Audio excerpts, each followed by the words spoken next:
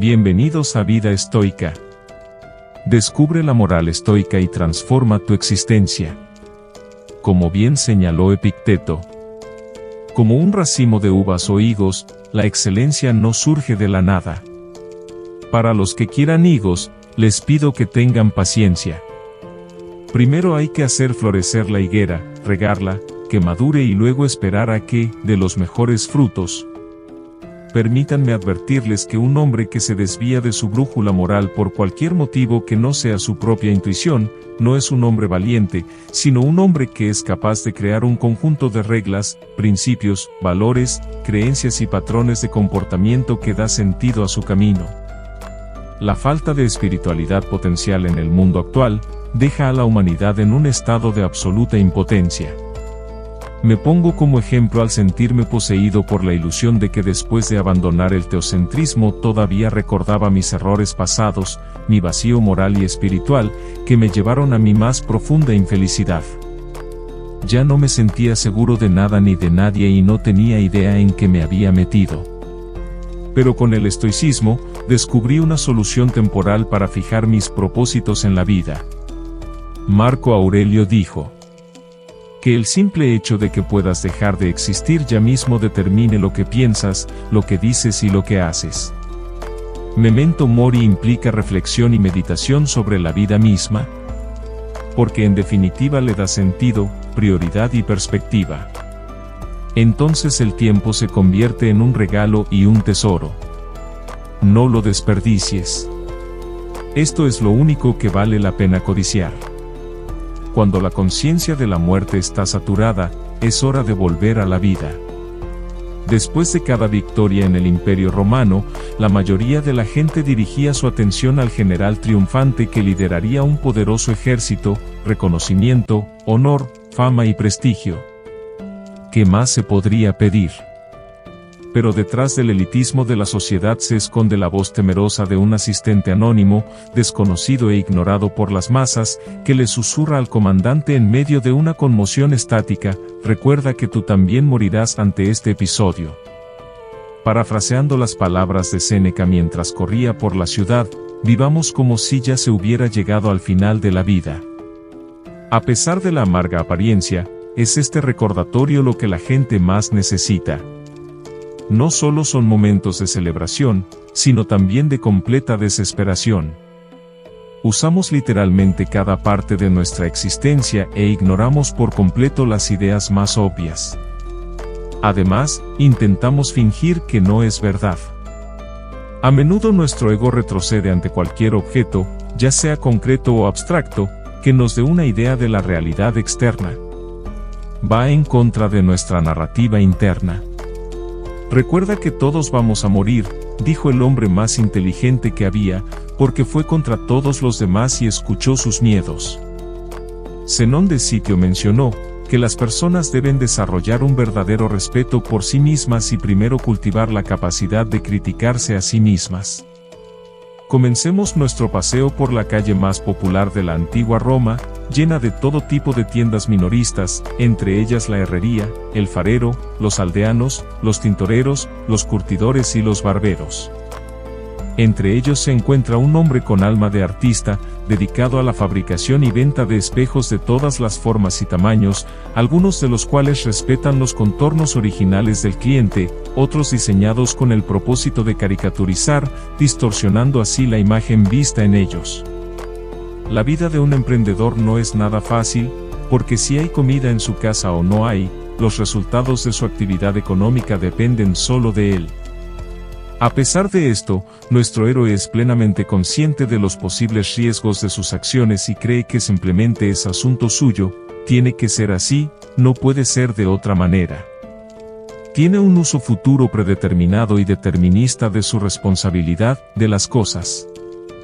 Las personas que lo conocen no pueden entender cómo puedes creer que todo lo que le sucede por una razón.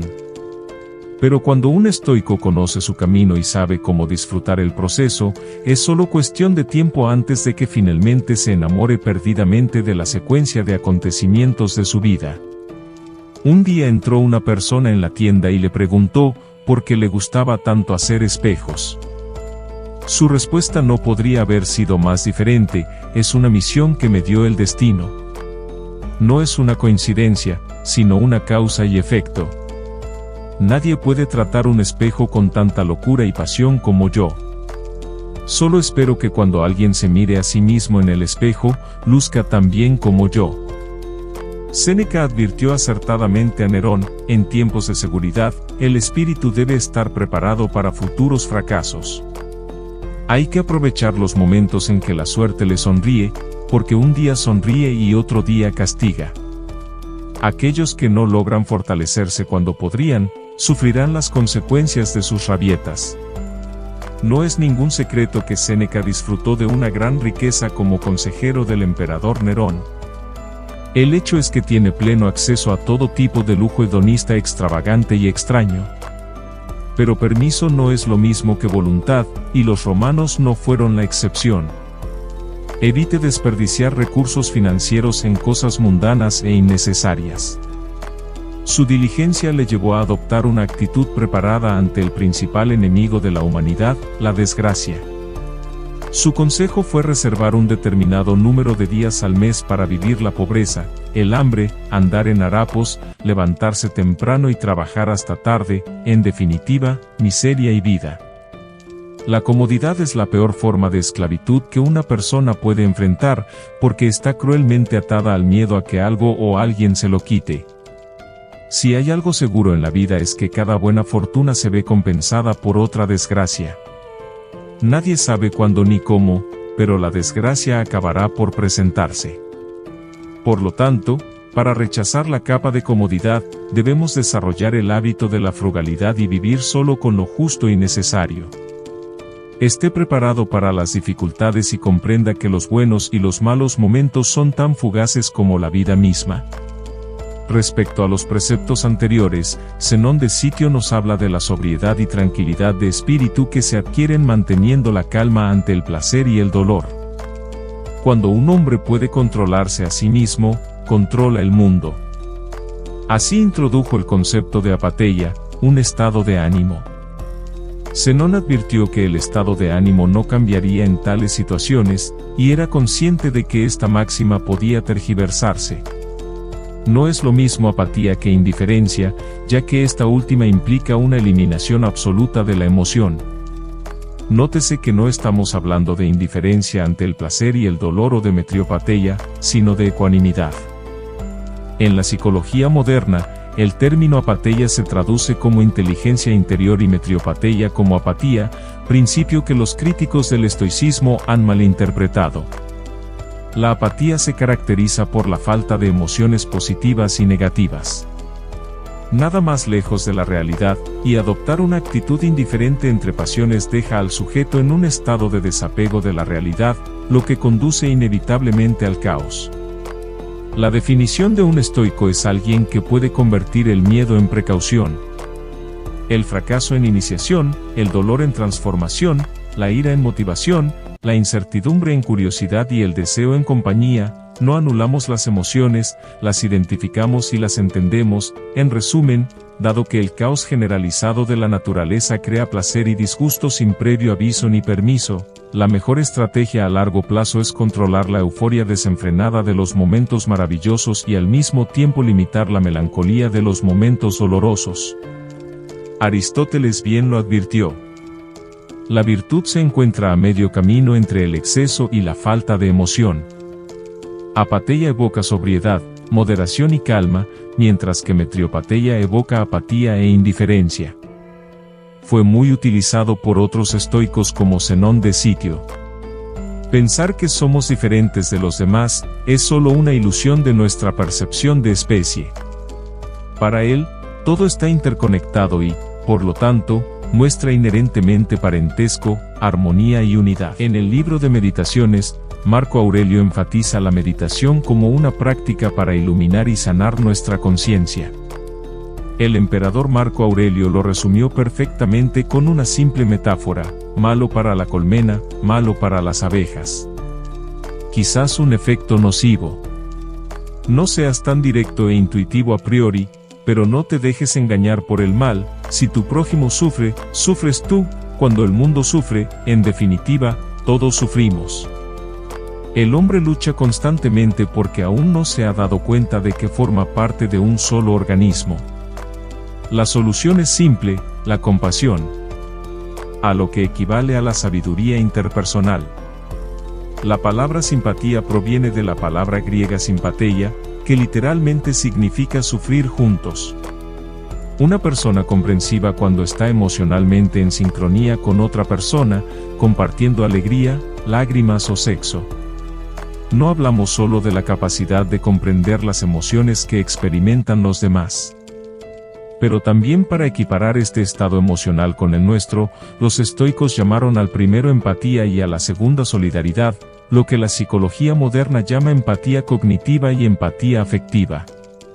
De cualquier manera, la idea es clara: las personas aman, anhelan, ríen, lloran, sufren, bostezan, se enojan y mueren. Tome decisiones basadas en su vida biológica, social, cultural, ambiental y accidental. Por tanto, el concepto estoico de unidad absoluta no es más que una oración que procura tanto el bien común como el bien individual. La manera de lograrlo es aprender a escuchar, comprender y trabajar en solidaridad con los demás. Después de todo, incluso si no podemos entender su esencia, nuestra esencia es la misma a los demás.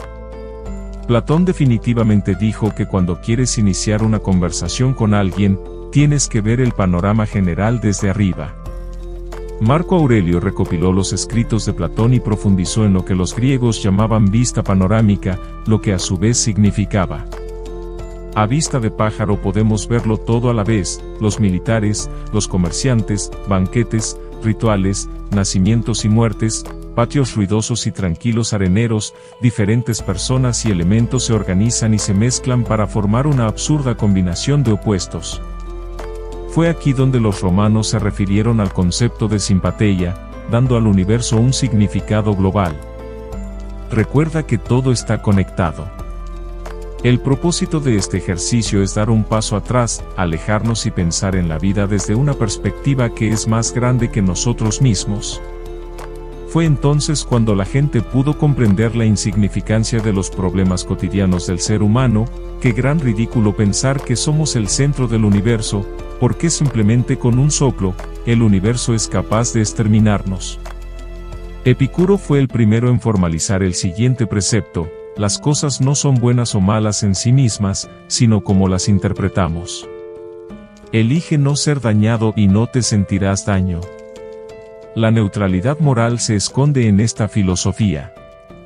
Este principio no debe sacarse de contexto, ya que moralmente no se refiere a comportamiento humanos, sino a eventos. En otras palabras, nuestro comportamiento puede ser bueno o malo, pero las circunstancias externas y los eventos aleatorios no tienen una carga moral. Al principio puede resultar un poco difícil. Como podría no ser aterrador el diagnóstico de una enfermedad crónica, la muerte de un ser querido o una devastación natural.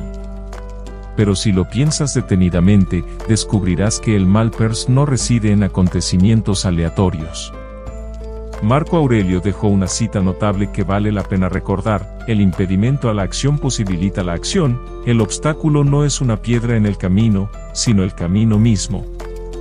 Suponiendo que estás tratando de ayudar a las personas que se niegan a trabajar contigo, que siempre se quejan y piensan que siempre tienen la razón, en lugar de ser un obstáculo desagradable que debe eliminarse.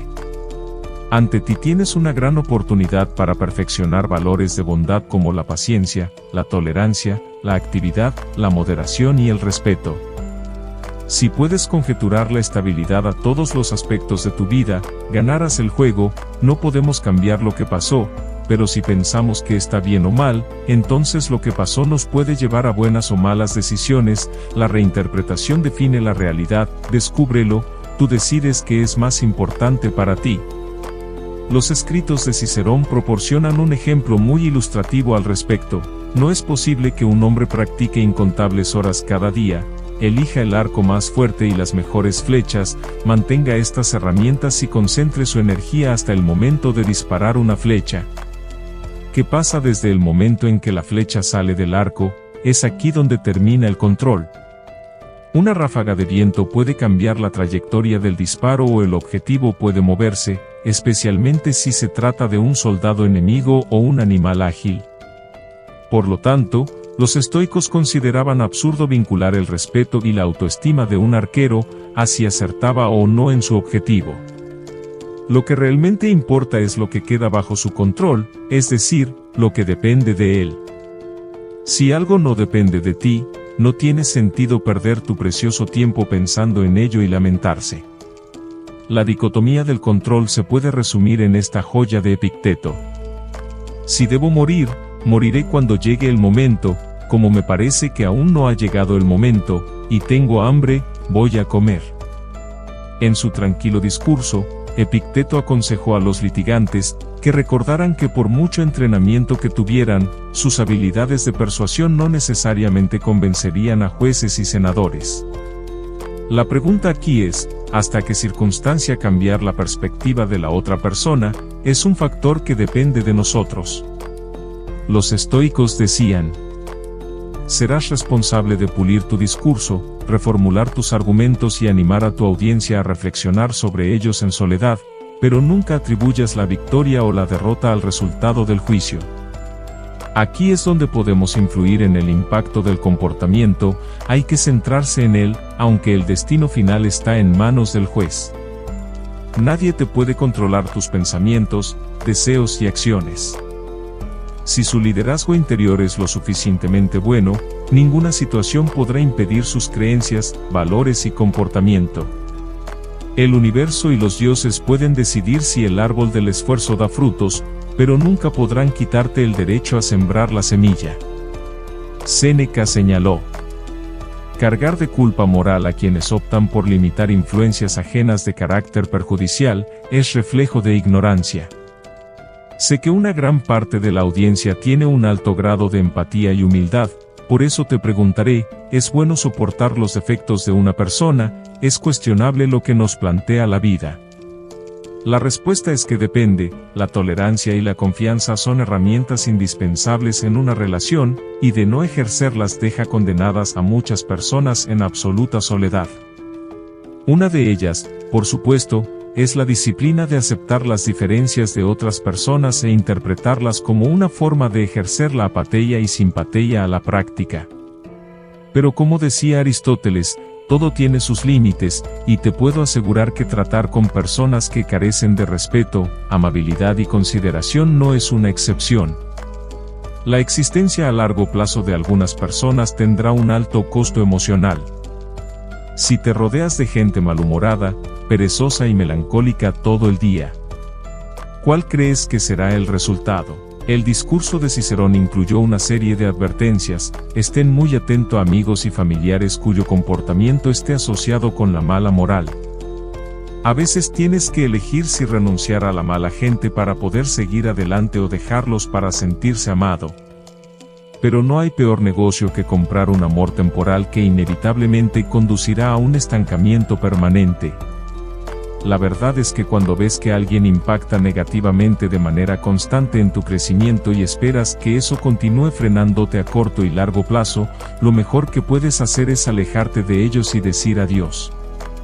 La evolución moral no es una abolición completa de los viejos principios, sino un desafío para que decidan cuáles permanecen, cuáles desaparecen, y en última instancia, incorporan nuevos principios. Pido perdón y perdono.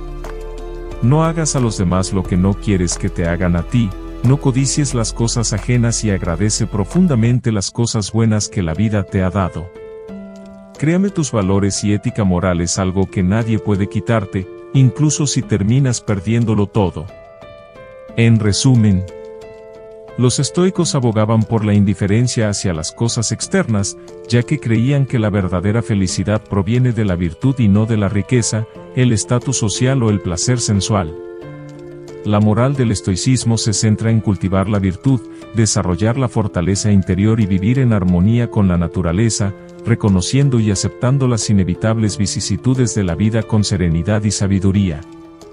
Te invito a reflexionar sobre esto y a compartir tus pensamientos en la sección de comentarios. Gracias por acompañarnos hoy en Vida Estoica. No olvides dar like, suscribirte y activar la campana para recibir más contenido sobre el estoicismo y la filosofía. Hasta la próxima.